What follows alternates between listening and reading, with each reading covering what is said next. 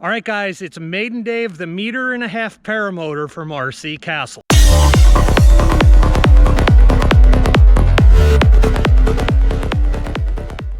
Welcome, guys, back to the channel. It's Brendan here at Just Plain Crazy, and that's right behind me, the 1.5 meter paramotor, 3-cell from RC Castle. So this thing is 1.5 meter, has 14 cells in it. I've never flown a paramotor before.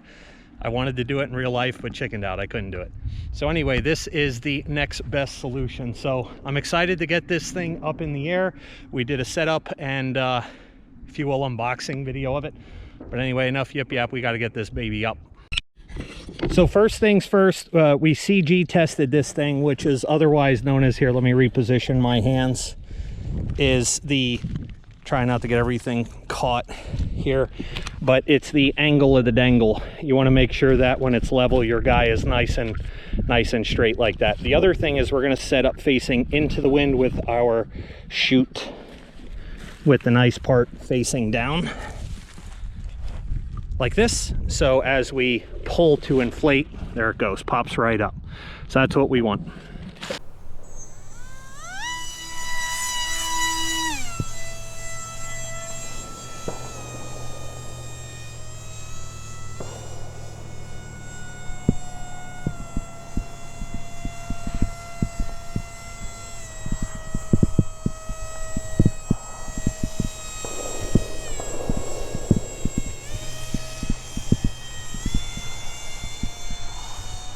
All right, guys, so one of the things right out of the gate that's different,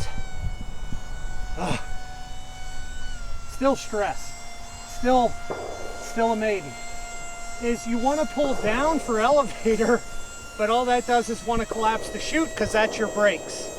So it is a little bit breezy here today. It's not horrible, but it does have an effect on the chute, but it's not bad. Right and left control is still pretty good. So we're getting around. We don't want to get it too high, but anyway, so don't pull on the elevator because that's brakes. That makes you lose lift. The thing that we want to do is just keep power in when you want to climb, and then just turn like you normally do with your aileron control, the way we have it set up. And really, I'm flying at about half power in a little bit breezy conditions. You can see it hold itself up right there. I want to climb up a little higher so I don't have issues, but guys, for my first hand launch, that wasn't bad. There you can hear I had to get in the power to climb up, and we'll turn. So if you're flying this in no wind conditions, this thing's going to be awesome. I still, even though I just set it, I have the habit of pulling on that elevator to come down. So we'll keep her faced into the wind here. We'll lower that throttle a little bit. This ought to be really, really good for landing. You can see it dropping right there, and I'm just using aileron to hold it. But we fly everything from big planes to small planes, 3-channel, 4-channel, gliders, turbines, EDF jets, and I guess now we can add paramotors to the list. So again, this is the 1.5 meter paramotor from RC Castle, 3S 1300 HRB in this. You guys can follow the timer there on the bottom, but one of the things, again, as I said in the very beginning, the angle of the dangle, right? So your setup has to be right. And one of the things that I realized is you want to make sure that you have all your leads and your arm corrections the right way. So if you find that this thing isn't turning well one way or another, you're just going to have to adjust the length of that brake toggle on that side, and that will help you to steer. So let's bring this thing down a little bit into the wind. We just kill the power. It's really easy to control. I'm surprised. Yeah, this would be one of those things, guys, this thing's screaming for a strobe light. We got to put a strobe light in this thing, so that way we could fly it at night or at dusk. How cool would that be? We need power. Add power. We don't want to crash. Takes a while to get medical help out here, way out in the middle of nowhere. I like this. This is absolutely fun. This is great. It challenges you a little bit because it's different. But guys, how neat. How neat. All right. So let's see if we can bring this thing in and land it out here in the grass here in front of you.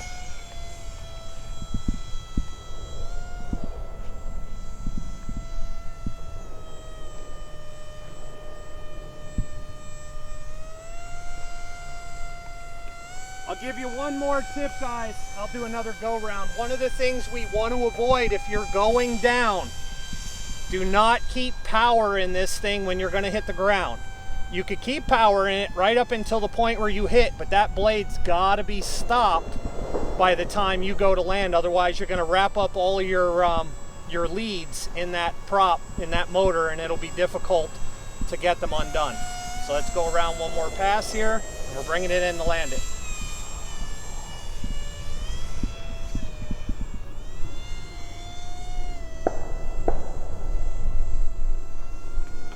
And right before we touch down, we're just going to give it a little flare on that brake toggle.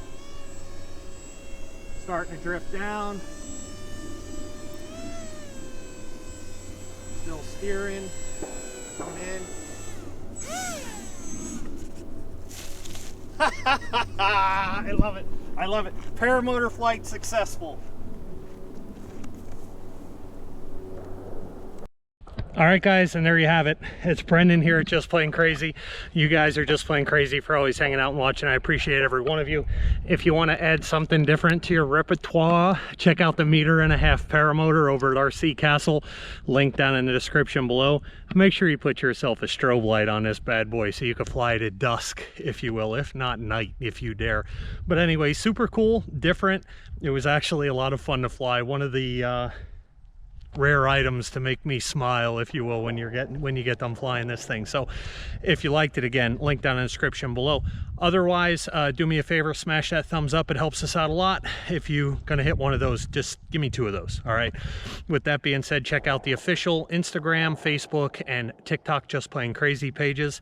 Like, share, subscribe, all the cool shameless plug stuff. But with that being said, I wish you guys happy flights. Peace out.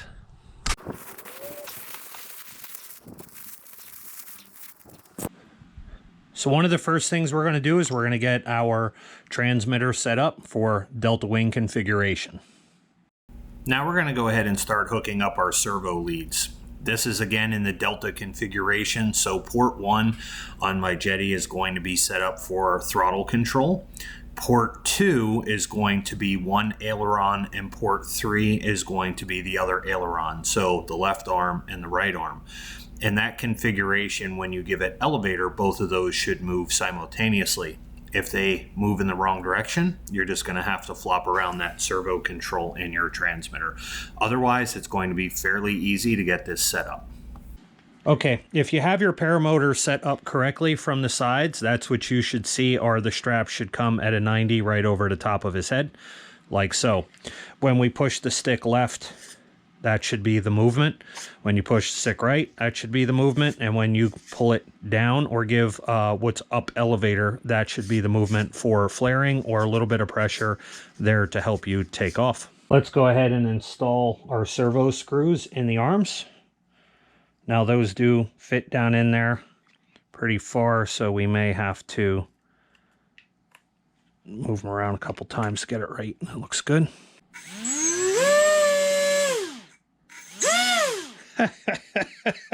Let's go ahead and open up our parachute, see what this thing looks like. So now this does have color coordinated lines to it. So your mains, things like that. And the goal is here is obviously that we don't get these all twisted up and make them a big mess. So there we go. So this is a nylon. You can see all the individual cells are all sewn into there. So we have to look at our main toggles coming down, and we got to figure out which ones are which. Oh, cool. So look at that. They already got them all strapped in. So the part is we just don't make these a mess, right? You gotta lay these out just the right way. And if you're a paramotor guy, you're probably screaming, oh, you got to put them this way or the chute this way. I don't know it because I never went to training. So anyway, that's what these look like.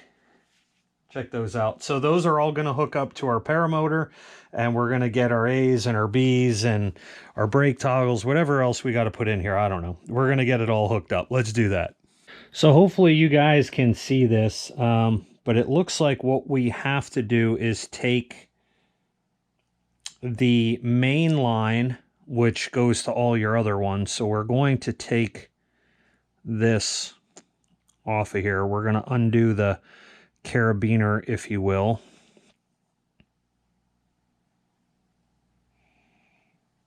And we're going to slide that main line off. This main line is going to clip onto this carabiner now on our paramotor. So there's that. And then we have to take this one, the single line, which is going to be our brake toggle, and we got to put this in here.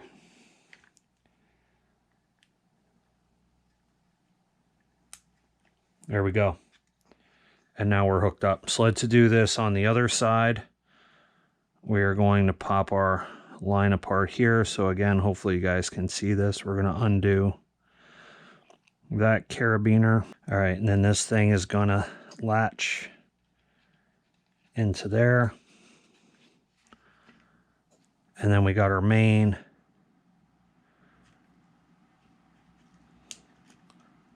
Clipped in there. So that should be all hooked up. Let's, next step, get the battery mounted and our receiver put away. That receiver looks like it'll fit in there just perfect. We're going to use just a piece of duct tape for now to see how that does. All right, that looks good. So he sits in there nice. Our antennas come up, so we get good reception in there. Let's go ahead and put back in our screws to hold in our pilot.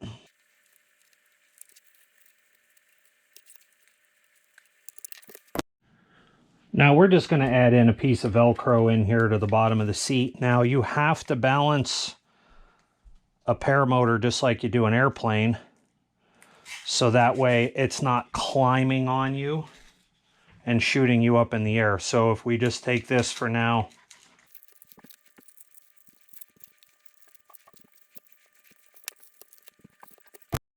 now when we go to launch this, the parachute, I'm just moving the camera here, sorry about the anyway, when you go to launch, that's how you're basically starting on the ground anyway, and then as you accelerate, it'll pull this thing up. But since we can't run with our pilot, we're going to have to hand launch it. But for balance, all we're going to do is make sure that we pick these up here by the risers, and we're going to check to see if we hang level. And we hang pretty level right there, so I'm happy with our placement.